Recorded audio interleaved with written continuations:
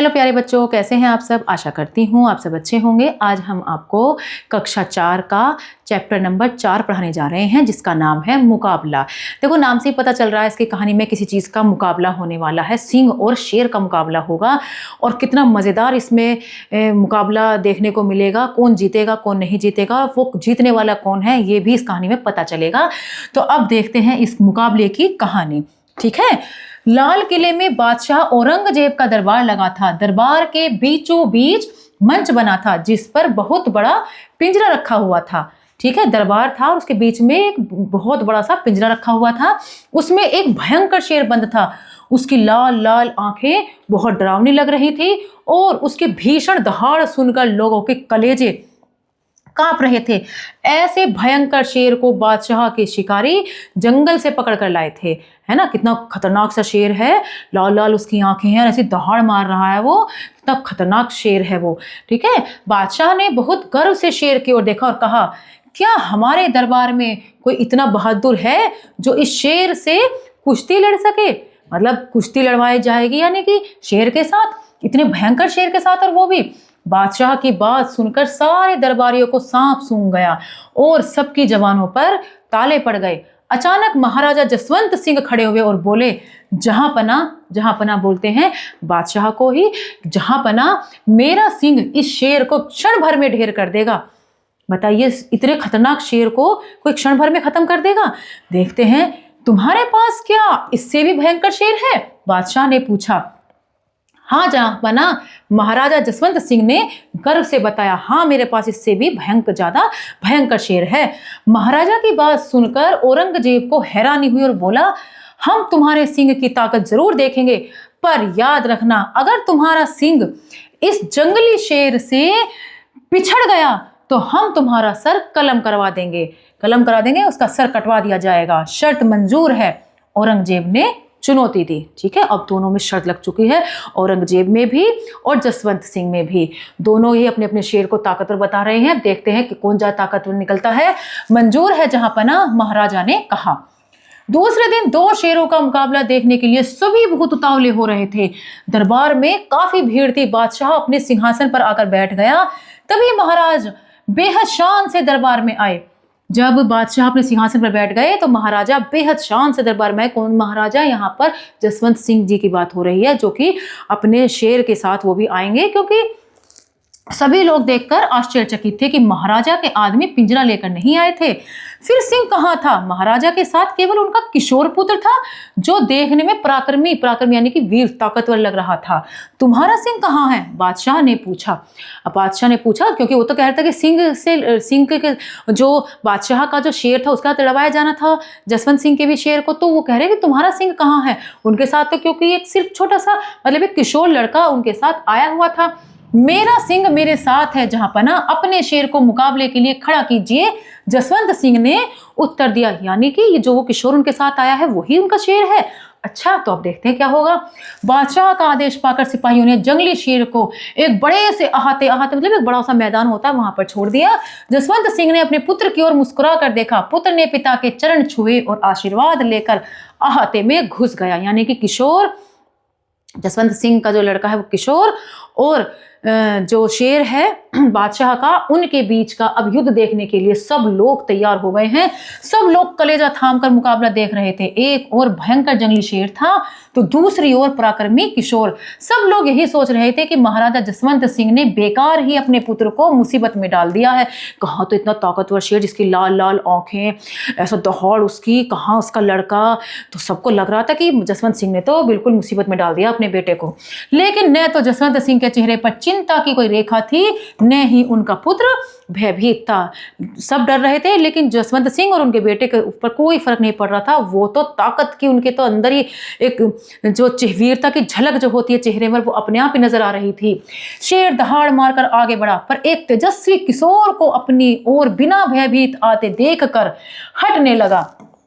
यानी कि ऐसा किशोर जिसके अंदर से तेज निकल रहा था, चमक निकल रही थी, उसे देखकर शेर खुद ही पीछे हट गया। उसने उसके आगे आने की नहीं सोची उस किशोर के पास। लेकिन जो बादशाह के सिपाही थे, भालों की जो नोक होती है, जो भाले होते हैं, और ऐसे जो भाले होते हैं इस तरीके से, जो उनकी नोक होती है उसकी नोक से वो उसे जबरदस्ती हिला हिला कर उस शेर के पास से, मतलब शेर को भालों से हिला रहे थे जिससे कि वो शेर उठ जाए और उससे लड़ाई करे। तो शेर जबरदस्ती फिर किशोर पर झपटा, किशोर फुर्ती से एक और हट गया और उसने शेर का वार खाली कर दिया। मतलब ये झपटा तो जरूर है किशोर पर, लेकिन वो उसके जैसे उसके ऊपर झपटा वो एकदम से हट गया, उसका वार यानी कि खाली कर दिया।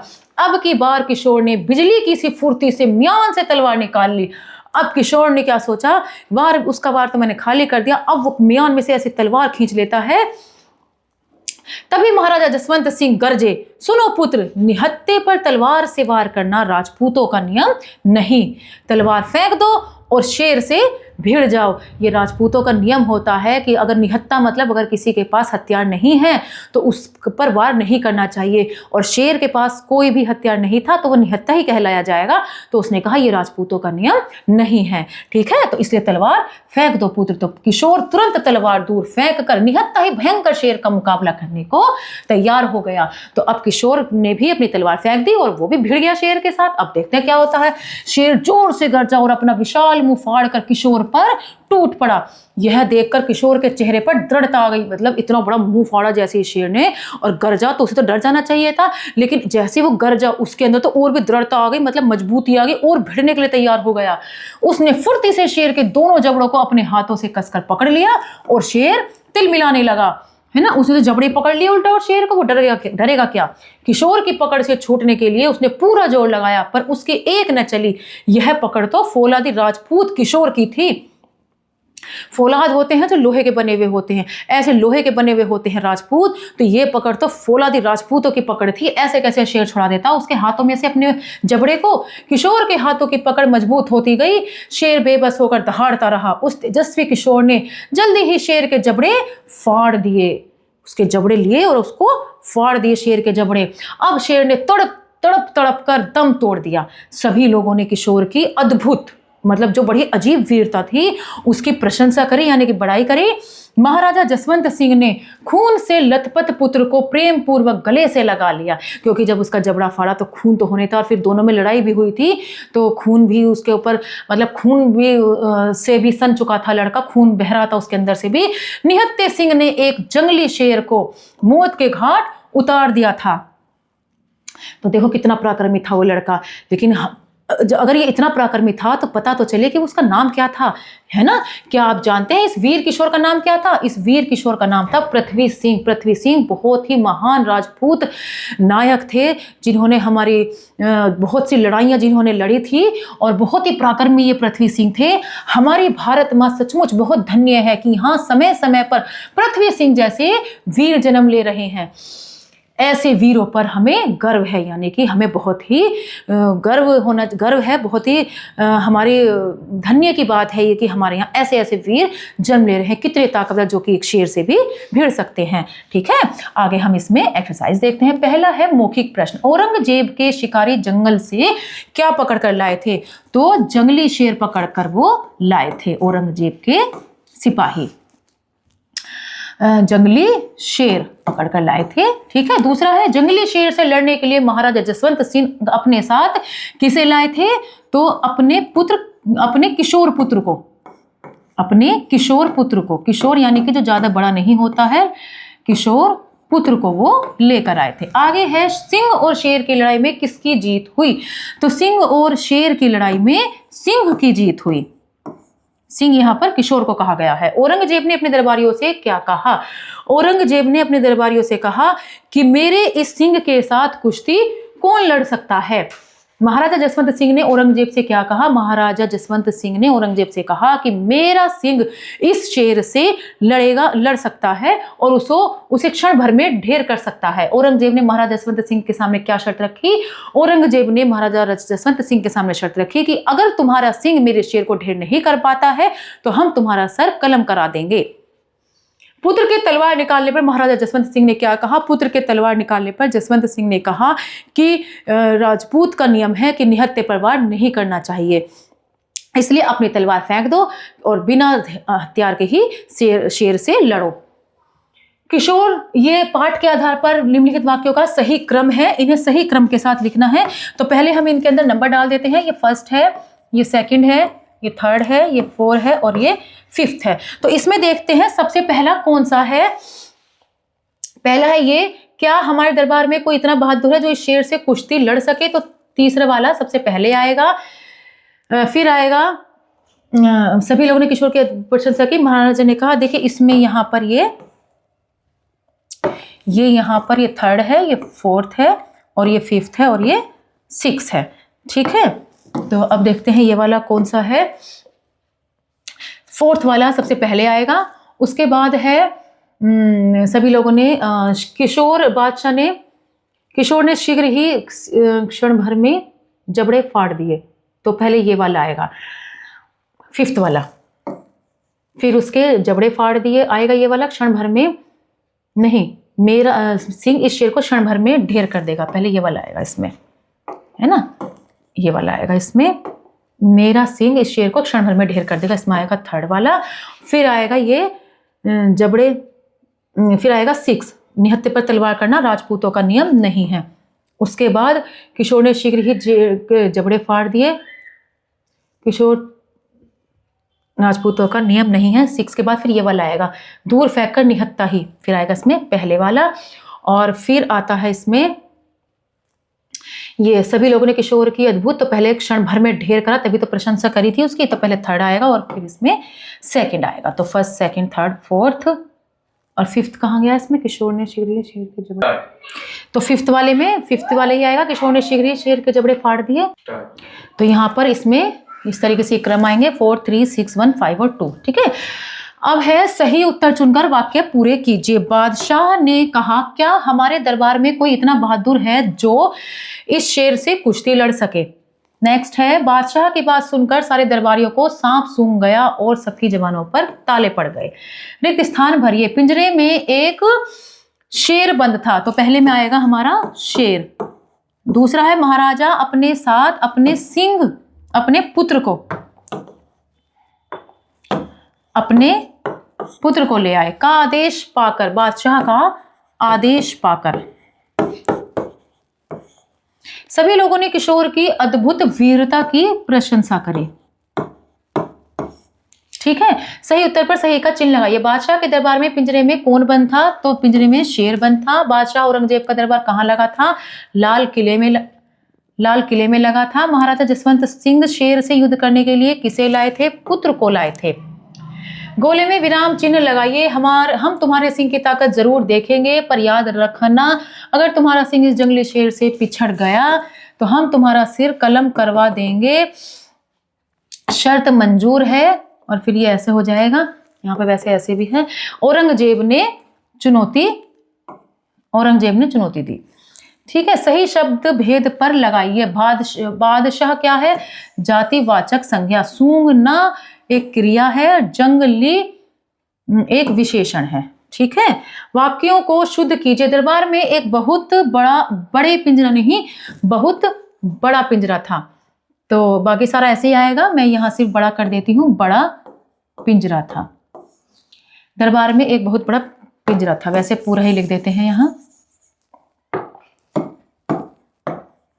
दरबार में एक बहुत बड़ा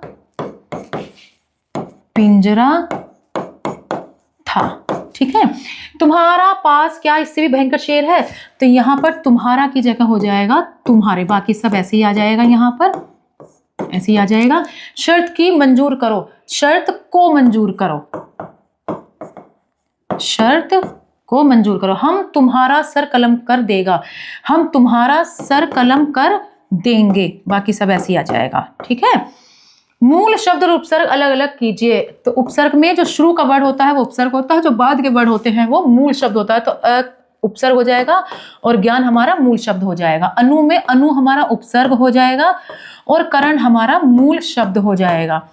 ठीक है, अवनति में अव हमारा उपसर्ग हो जाएगा और नति हमारा मूल शब्द हो जाएगा। नेक्स्ट है प्रयत्न। प्रयत्न में प्र और यत्न हमारा मूल शब्द हो जाएगा, यत्न। ठीक है। अनपढ़, अनपढ़ में अन और इसमें हो जाएगा पढ़। नेक्स्ट है सुयोग, आगे है सुयोग, तो सु हमारा उपसर्ग और योग हमारा उपसर्ग हो जाएगा। आगे है इसमें निम्नलिखित क्रिया शब्दों का वाक्य में प्रयोग कीजिए। लिख, वह पत्र लिख रहा है, वह पढ़ रही है,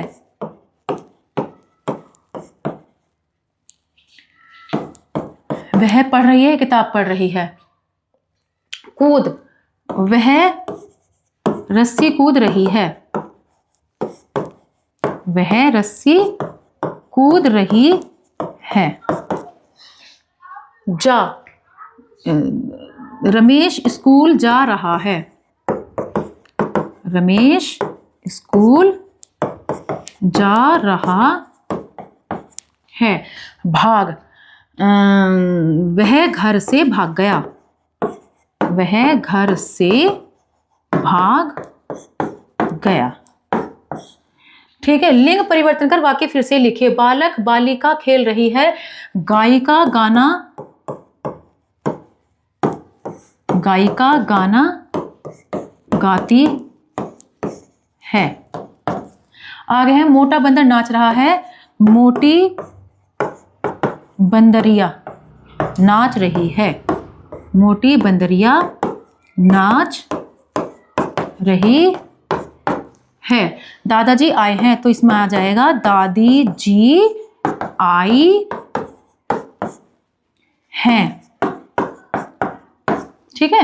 तो इस तरीके से हमारा ये अध्याय समाप्त हुआ। आशा करती हूँ आपको ये अध्याय अच्छे से समझ में आया होगा। मिलते हैं अगली कक्षा में। धन्यवाद।